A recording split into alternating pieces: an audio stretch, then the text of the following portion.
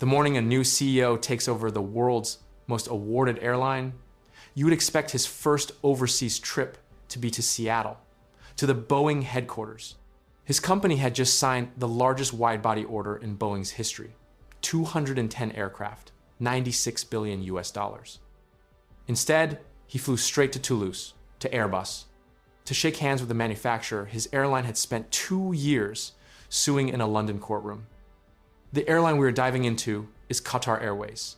And the reason that trip happened, in that order, in that specific week, tells you everything about the position this airline is now in.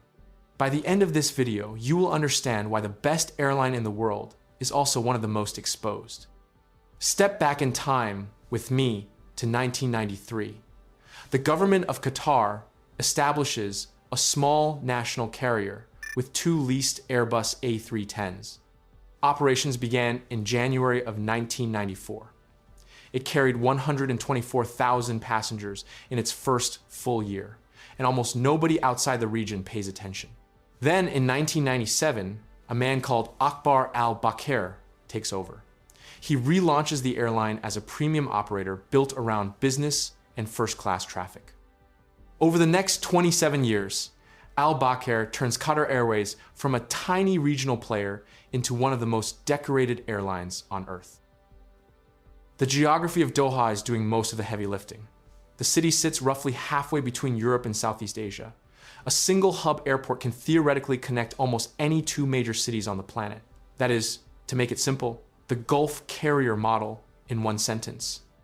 Build a hub, funnel transfer traffic through it, use efficient long-range twin-engine aircraft to keep unit costs low. Emirates pioneered it out of Dubai, Etihad copied it from Abu Dhabi, but Qatar Airways executed it with more discipline than either rival. By 2024, the airline operates over 200 aircraft, flies to more than 170 destinations, and has built one of the youngest wide-body fleets in the world. The premium product, Q Suite, is widely treated as the gold standard in business class. And then comes the year that changes everything. In fiscal year 2024 to 2025 is the strongest financial year in the airline's history. Qatar Airways Group reports a net profit of 7.85 billion rials, roughly 2.15 billion US dollars. Revenue across the group reaches 86 billion rials, or about 23 billion US dollars. Year over year, profit jumps 28%. These are not normal airline numbers. The global industry runs on net margins in the low single digits. Most legacy carriers consider it a strong year when they clear $2 billion in profit. Qatar Airways pulls it off from a single hub airport in a country with a population under 3 million. The cargo division alone adds 17% revenue growth. Hamad International Airport handles 54.3 million passengers across 2025. More importantly, the number of passengers actually traveling to Doha, rather than connecting through it, climbs past 13 million for the first time. Point-to-point traffic tells you whether your city has become a real destination or whether it stays a giant transfer mall. In June of 2025, the airline lifts the Skytrax World's Best Airline trophy for a record 9th time. Now, as I mentioned in previous videos, Skytrax is maybe a little wobbly in credibility, but I have to mention it anyways. Weeks earlier, in May of 2025, it signs the largest aircraft order in Boeing's history. 130 Boeing 787 Dreamliners, 30 Boeing 777-9s, 50 options on top of that, and a parallel deal with GE Aerospace for more than 400 engines. Now here is the part most aviation videos skip past.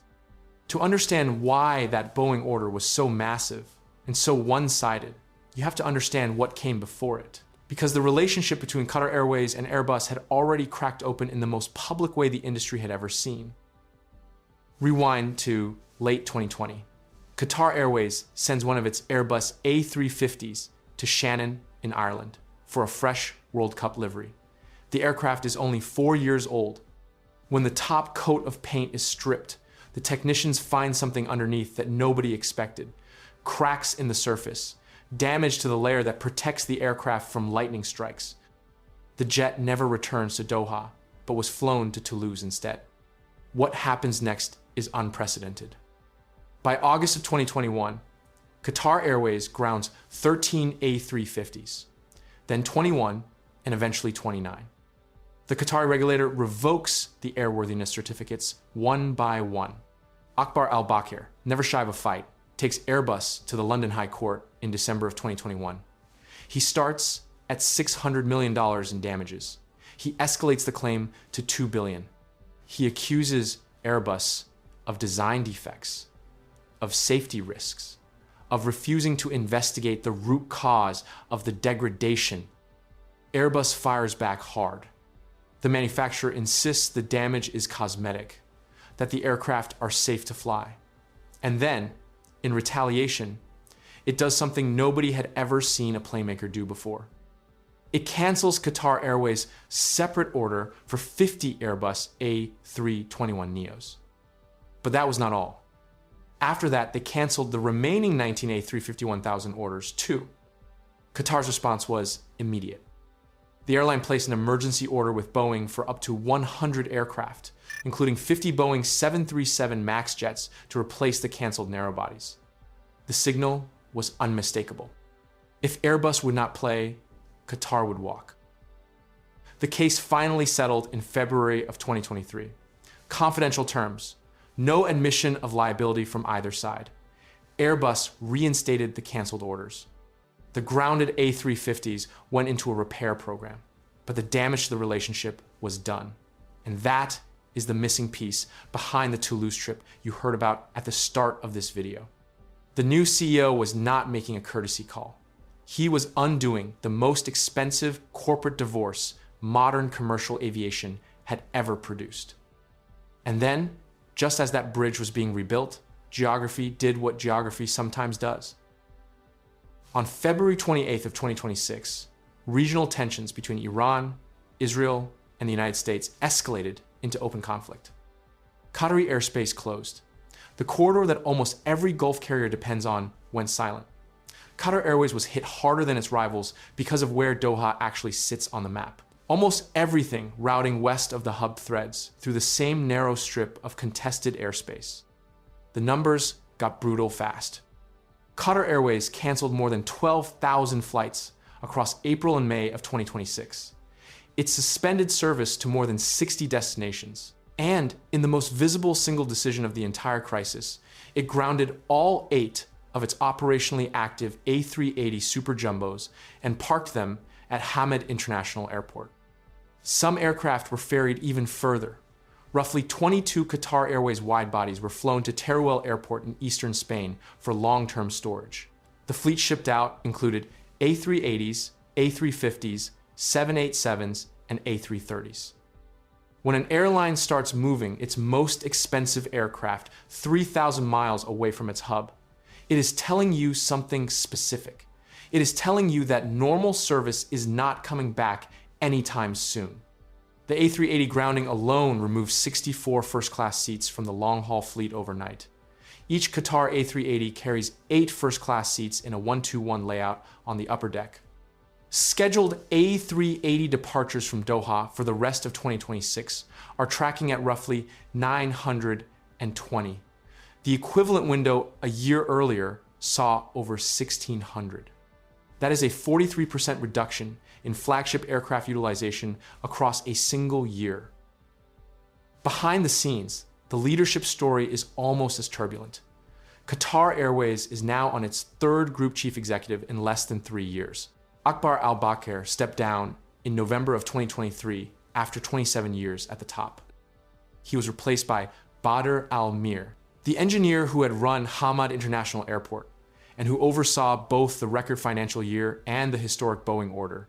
Then in December of 2025, without a public explanation, Al-Mir was out and Hamad Al-Qatar was in. He arrived from his role as chief operating officer at the airport, with a background at Qatar Energy before that. That is 3 CEOs at the very top in less than 3 years at the most awarded airline on Earth. For a company that built its brand on stability and consistency, that kind of churn is not nothing. Now stay with me, because this is where the picture gets uncomfortable. The competitive pressure inside the Gulf is intense and tightening. Dubai International Airport handled 95.2 million passengers in 2025. Doha handled 54.3 million. Emirates remains the dominant super jumbo operator on the planet. Etihad, Turkish Airlines, and Saudi Airlines are all expanding long-haul capacity into overlapping markets. The premium positioning Qatar has built around Q-Suite, around Starlink connectivity installed across the 777 fleet, around its operational consistency is industry-leading, but it is not uniquely defensible. Singapore Airlines, Cathay Pacific, and a recovering Emirates all chase the same premium long-haul yield. The marketing campaigns make the gap look bigger than the data actually shows. And when you thought this was it, with ongoing issues, there is another problem still going on. The Boeing problem. The 777X, the largest twin-engine jet ever designed, was supposed to enter service in 2020. Boeing has now pushed first delivery into 2027. The aircraft, meant to anchor Qatar Airways' next generation of long-haul growth, is not arriving in any meaningful volume for at least another year and a half. In the meantime, Qatar runs its existing widebodies harder than planned, with the 787 Dreamliner serving as the workhorse that fills the gap. What this crisis really revealed, with 12,000 canceled flights and 8 grounded super jumbos as the evidence, is that the commercial model Qatar Airways has built is outstanding within its scope. But the scope itself is constrained by geography in ways no balance sheet can fix. The hub cannot move, the airspace cannot be renegotiated, and the manufacturer cannot be hurried. So here is the thesis worth sitting with. Qatar Airways has just demonstrated, in real time, that an airline can be the most profitable, most awarded, most strategically aggressive carrier in its region, and still be exposed to forces it cannot control. The strength of the commercial model and the fragility of the geography are not in tension. They are the same fact viewed from two different angles. So I want to leave you with this. Do you think Qatar Airways is strong enough to absorb shocks like this every few years, or is this period showing us the real ceiling of the Gulf carrier model? Drop your answer in the comments below. If this is the kind of deeper look into the structural reality of an airline you come here for, hit that like button and subscribe to Explained so you are here when the next chapter develops. Thank you for watching this video, and I can't wait to see you in the next one.